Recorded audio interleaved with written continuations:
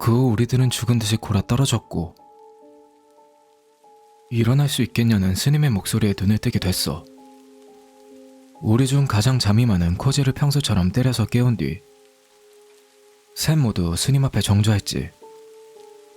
스님께서는 인자한 웃음을 지으시며 우리가 잘 견뎌준 덕에 무사히 재령을 끝낼 수 있다고 하셨어. 우리들은 그 말에 뭐라 대답해야 할지 몰라 애매한 미소를 지었고 묻고 싶은 건 산더미처럼 있었는데 아무 말도 할 수가 없었어. 그러자 스님께서 우리에게 전부 말해주기 전에 먼저 보여주고 싶은 것이 있다고 하셨지. 우리들의 마음을 읽으신 건지 그렇게 말씀하신 뒤 자리에서 일어나셨어. 그렇게 스님은 우리들을 데리고 집을 나가 절 방향으로 향하셨지. 돌계단을 올라가면서 나오키는 두리번하고 주변을 경계했고 나오키가 그러자 나도 어제 본 그것의 모습을 떠올라 자연스레 같은 행동을 취하게 됐지. 그리고 그걸 알아챈 스님께서 이제는 괜찮을 거라며 혹시 지금은 어떠냐고 우리에게 물으셨어. 다행히 주변에 아무것도 보이지 않아 우리 모두 괜찮다고 대답했고 그 대답을 듣자 스님은 싱긋 웃으셨지. 큰 절에 도착하자 스님은 여기가 본당이라고 하셨어. 그렇게 스님 뒤를 따라 절 옆에 있는 뒷문을 통해 안으로 들어갔고 아까까지 있던 객실과 비슷해 보이는 방으로 들어갔어. 그리고 스님은 우리에게 여기서 잠시 기다리라고 하신 뒤 방을 나가셨지. 나오키는 진정이 안 됐는지 다리를 덜덜 떨고 있었어. 잠시 후 스님은 작은 나무 상자를 손에 들고 돌아오셨고 그 상자 안에 있는 것이 이번 일의 발단이라고 말씀하셨지. 우리들 맞은편에 앉은 스님께서 상자 뚜껑을 여셨고 그렇게 세 명이서 고개를 내밀고 상자 안을 들여다봤는데 그 안쪽에는 모기버섯이 바짝 건조된 것 같은 검고 작은 물체가 솜에 쌓여 있더라고. 뭐지 이건? 자세히 살펴봤지만 도저히 뭔지 알 수가 없었어.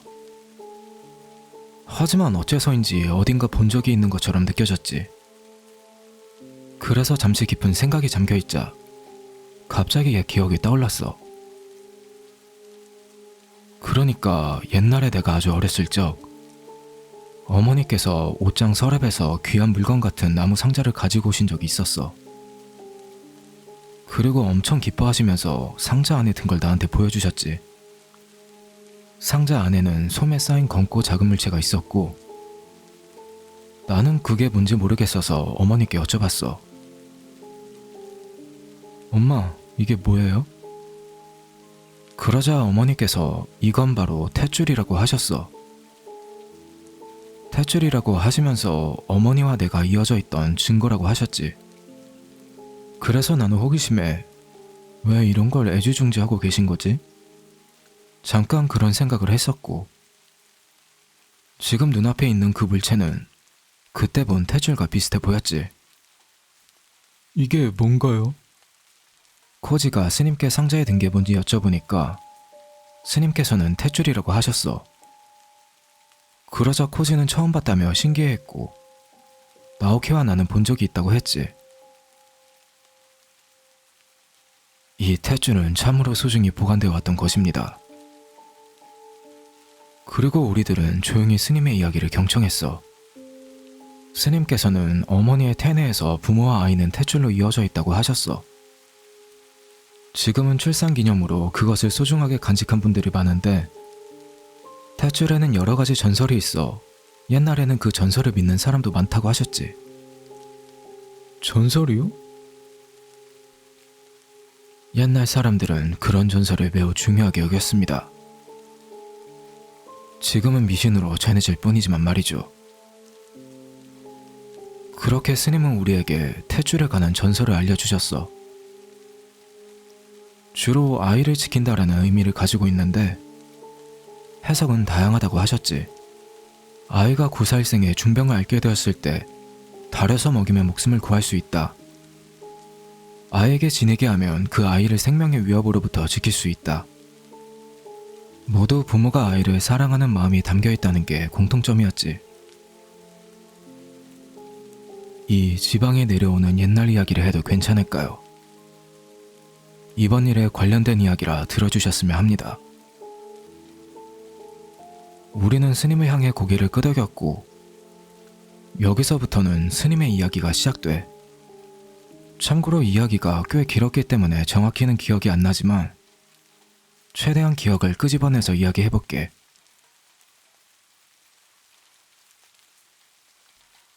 스님의 말에 따르면 이 지방에 사는 사람도 탯줄에 얽힌 전설을 많이 믿고 있었다고 한다.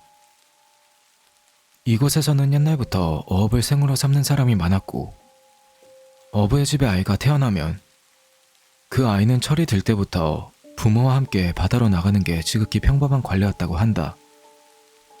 하지만 어업은 위험을 수반하기 때문에 마냥 자신의 아이가 돌아오기를 기다려야 하는 어머니들의 마음은 매우 괴로웠다고.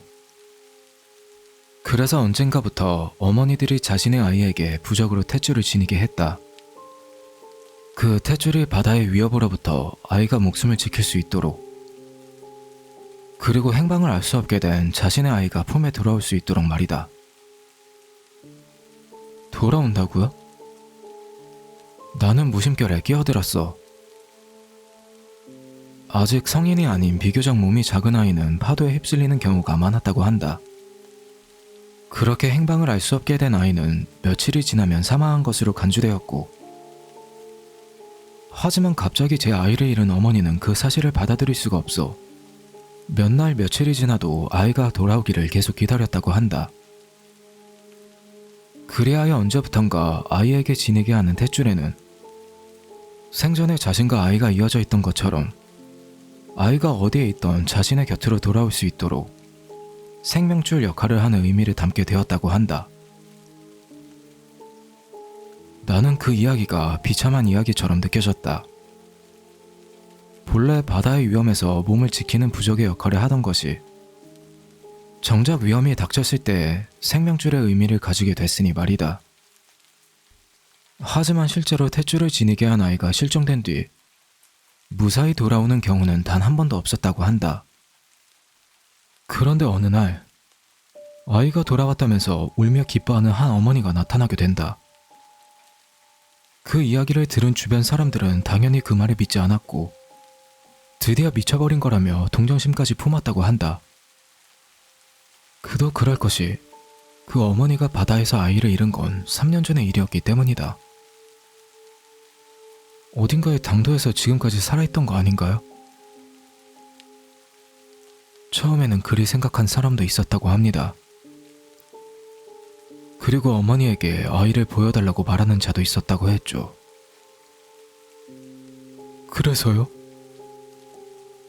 조금만 더 있으면 보여줄 수 있으니 기다려달라고 했다고 합니다.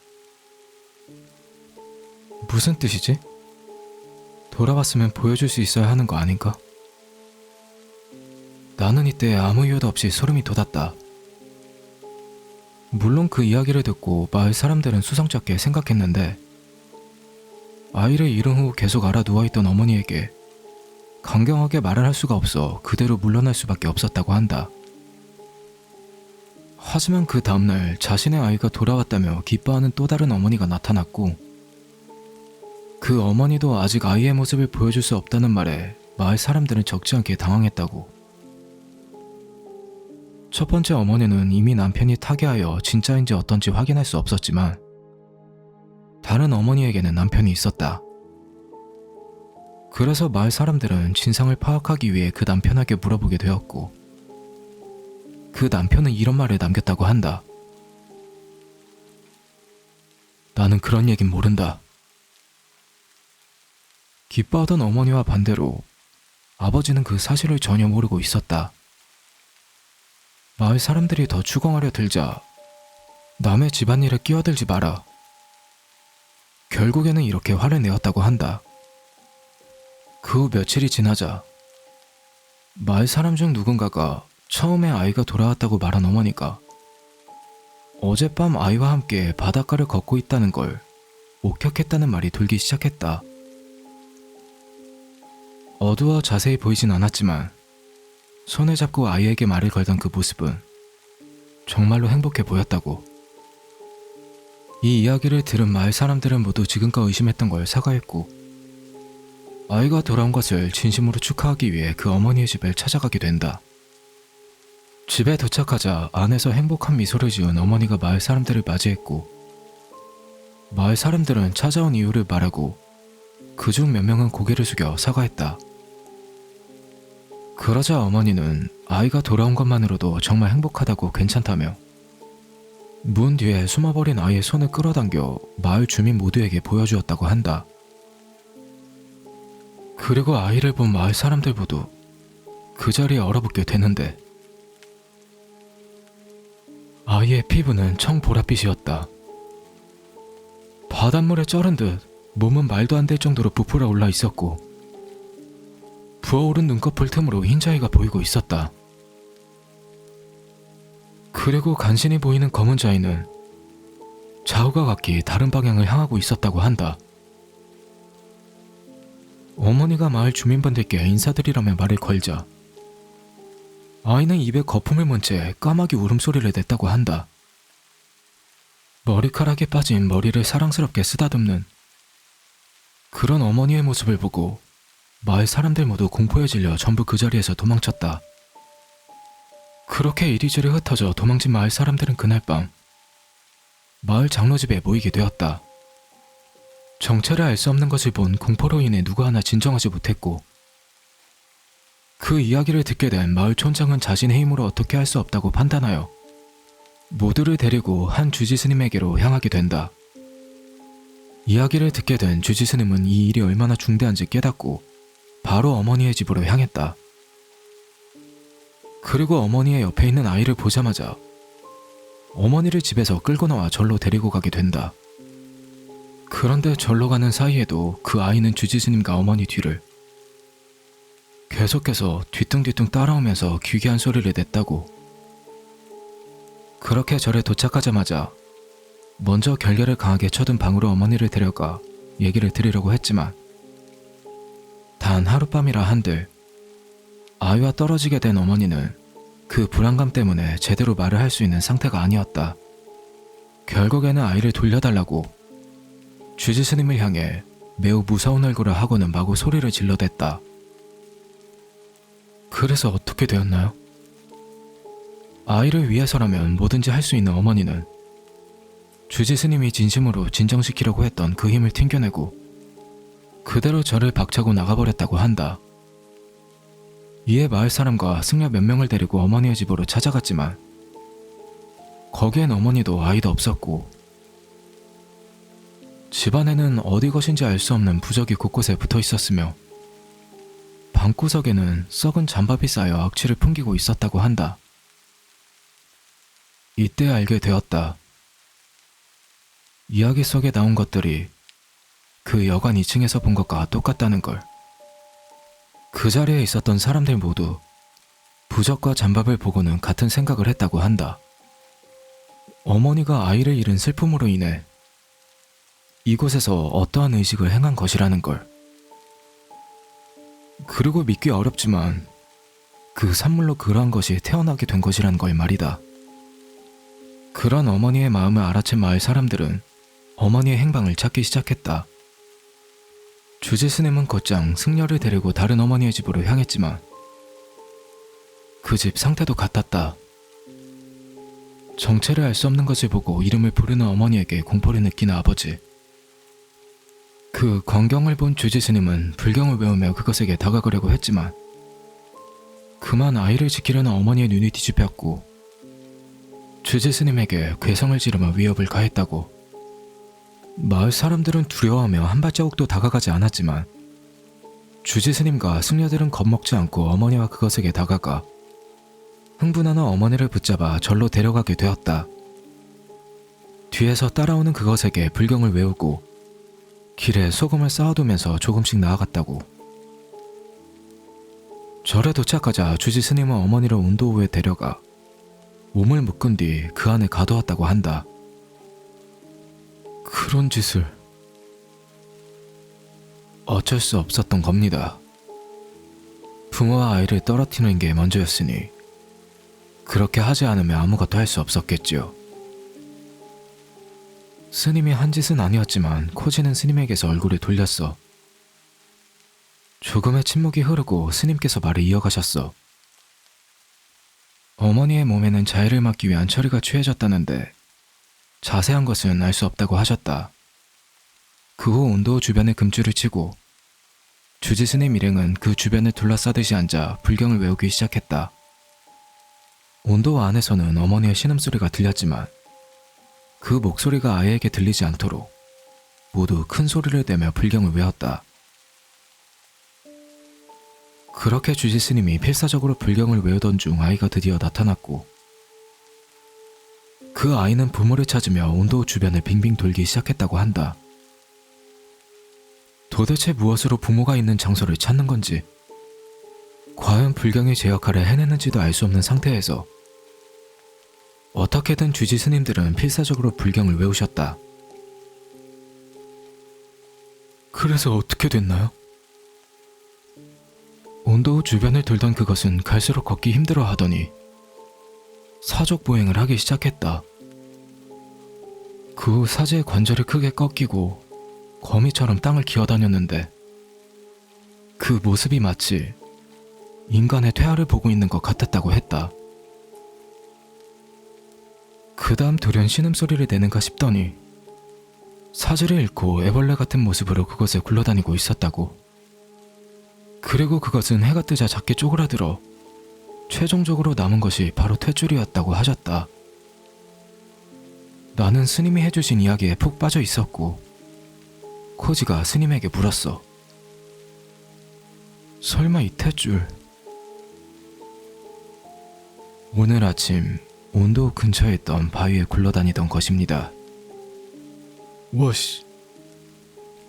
나오키는 넋이 나간 듯 중얼거렸어. 그런데 왜죠? 왜 우리들인 거죠? 자세한 건 저도 모릅니다. 이 절에는 대대로 주지 스님들이 쓰신 수기가 남아있는데 어머니가 아닌 자에게 이런 현상이 일어난 사례는 없었습니다.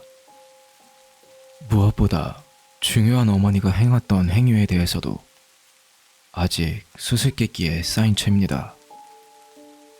어머니에게 물어보지 않은 겁니까?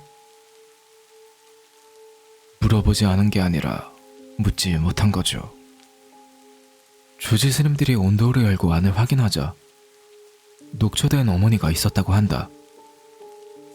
아이를 바라보며 하루 종일 소리를 지르는데 기력을 다 쏟았기 때문이다. 곧장 어머니를 밖으로 옮겨 치료를 했지만 2번이나 아이를 잃은 슬픔 때문인지 어머니가 깨어났을 때는 이미 정신이 나가 있는 상태였다고 한다. 그리고 밤새도록 불경을 읽느라 녹초가 된 주지 스님들에게 마을 사람들이 찾아다니던 또 한 명의 어머니가 발견됐다는 얘기가 들려오게 된다. 그 어머니는 근처 바다 해안에서 이미 죽어있는 채로 발견되었다고 했는데 온몸은 무언가에 먹혀 만신창이가 된 채 찢겨나가 있음에도 얼굴은 행복한 표정을 짓고 있었다고 한다. 무슨 일이 일어났는지는 모르지만 주지 스님의 수기에는 이렇게 적혀 있었다. 아이에게 먹힌 어머니의 마지막은 완전한 미소였다 라고. 믿기 어려운 이야기지만 우리는 스님이 말하는 한마디 한마디를 그대로 받아들였다. 시체가 되어 발견된 어머니 집은 마을 사람들의 회의 결과 철거하기로 결정되었고 철거 중 집안에서 어머니가 적은 것으로 추정되는 메모가 발견되었고 스님은 그 내용이 뭔지 우리들에게 설명해 주셨다. 간단하게 말하자면 의식을 시작한 뒤 자신의 아이를 기록한 성장일기 같은 거였다고 한다. 어떤 식으로 적혀 있었는지 억측에 불과하지만 기억나는 대로 말해보자면 몇 월 며칠 당 작성을 개시한다. 몇 월 며칠 변화 없음. 몇 월 며칠 이동을 힘들어하는 상태. 몇 월 며칠 손발이 자라남. 이렇게 날짜가 경과함에 따라 아이의 상태를 기록해둔 것이었다. 참고로 다른 어머니는 다락방에 당을 만들어 두었기 때문에 아버지는 그 존재를 전혀 몰랐다고 한다. 스님께서도 모든 것을 이해했다고는 할 수는 없지만 이 어머니의 성장일기와 주지 스님의 수기를 비교해보면 그것은 자신의 성장한 과정을 밟듯이 태화해 간 것 같다고 말씀하셨어. 확실히 스님 말대로인 것 같았어. 그리고 스님은 그 이후에 수기에는 매우 드물지만 같은 현상이 적혀 있는 걸 볼 수 있다고 하셨지. 하지만 거기엔 어머니들이 어떤 경로로 이 의식을 알게 되었는지에 대해서는 적혀 있지 않다고 하셨어. 그리고 일찍 발견하지 못한 것이 분하다고 말씀하셨어. 이번 현상은 처음 있던 일이 아니라서 제 자신도 매우 고민하고 있습니다. 어째서 어머니가 아닌 당신이 그것을 발견하고 말았는지. 아이의 성장은 어머니만이 알 수 있으며 함께 생활하는 저도 그것을 확인할 수 없었습니다. 그런 말도 안 되는 일이 가능한가 싶더라. 그리고 나오키는 이야기의 핵심을 알아내기 위해 잔뜩 겁을 먹은 채 질문했어. 저 어머니라는 거 혹시 안주인 분이신가요? 스님은 조금 침묵하신 뒤 맞다고 대답하셨지. 스님의 말로는 마키코 씨는 이 마을 출신이 아니었다고 한다. 남편분께 시집을 오게 되어 이 마을로 오게 되었고 둘 사이에 아들 하나가 생겨 그들은 매우 화목한 가정을 이루었다고 한다. 그 다음 스님이 해주신 이야기는 대강 예상이 가던 내용이었다. 안주인의 외동아들은 몇 년 전 어느 날 바다에서 행방불명되었고 대규모 수색도 행해졌지만 결국 행방은 알 수 없게 되었다고 한다. 슬픔에 빠진 안주인은 주변 사람들에게 위로를 받아 조금씩 회복할 수 있었고 여관도 그럭저럭 번창하여 주변 사람들도 그 사건에 대해 잊어갔을 쯤 어느 날 갑자기 여관의 2층을 폐쇄했고 이에 주변 사람들은 수성쩍게 생각했지만 그렇게까지 끼어들 것도 없다며 그다지 신경 쓰지 않았다고 한다. 그리고 그 결과가 이 상황까지 오게 된 것이다. 안주인이 어디서 정보를 얻은 것인지는 알 수 없지만 그 2층으로 이어지는 계단에 당을 만들었고 그곳에서 의식을 행해온 것이다. 그리고 그 산모리 우리들에게 씌었다는 것인데 이 부분이 지금까지의 사례와는 다르다고 말씀하셨다. 본래 의식을 행한 안주인이 씌어야 하는 아이가 제3자인 우리들에게 씌인 것이다. 원래 의식과의 차이점이라고 하면 안주인은 아들에게 탯줄을 지니게 하지 않았다는 점. 그곳 마을 사람들은 풍습 때문에 지금도 탯줄을 지니게 하는 사람도 있었지만 안주인은 그 풍습조차 몰랐다고 남편분이 증언해 주었다고 한다. 그리고 어째서인지 여관 2층을 폐쇄했으면서도 아르바이트생을 3명이나 고용한 것이다. 아들이 너무 그리워. 같은 나이대 아들이 있으면 아들이 돌아온 것 같은 기분이 들 거야. 안주인이 남편분께 이렇게 말했다고 한다. 남편분도 처음에는 반대했다고 하는데 안주인이 워낙에 울며불며 매달려 거절을 할 수 없었다고 한다. 그리고 이것은 스님의 억측인데 안주인은 처음부터 돌아온 아들이 우리들을 부모로 삼아 씌일 거란 걸 알고 있었던 것이 아닐까 하고 말씀하셨다. 이런 내용을 우리에게 얘기해 주신 뒤 스님은 이렇게 말씀하셨어. 당신들은 이 온도우에 남겨둔 건 정말로 죄송하게 생각합니다. 하지만 저는 마키코 씨와 당신들 모두를 구해야만 했습니다. 당신들이 이곳에 있는 사이 저희들은 마키코 씨를 본당에 묶어두고 선대가 행한 것처럼 불경을 외웠죠. 그것이 온도로 향할지 본당으로 올지 판단할 수가 없었습니다. 즉 우리들에게 씌어있긴 했지만 지금까지의 사례로 보면 어머니인 안주인에게도 위험이 생길 거라고 스님은 그렇게 추측하셨던 거야. 나는 스님께 사과하실 필요는 없다고 생각했어. 게다가 이분은 우리의 생명의 은인이시잖아. 그런 생각을 하면서 나오키를 봤는데 나오키는 어깨를 씩씩거리며 스님을 노려보고 있었어. 납득이 안 가.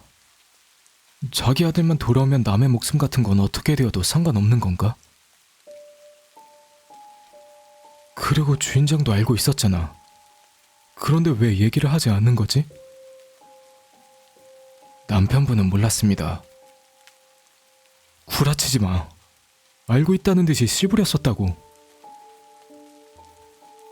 이 이야기는 이 지방에서 깊게 박혀 있습니다. 남편분이 알고 있던 것은 전설로서겠죠. 스님이 거짓말을 하는 것처럼은 보이지 않았어. 하지만 나오키는 흥분을 가라앉히지 못하고 있었지. 웃기지 말라고. 당장 데려와. 그 새끼들 당장 데려오라고.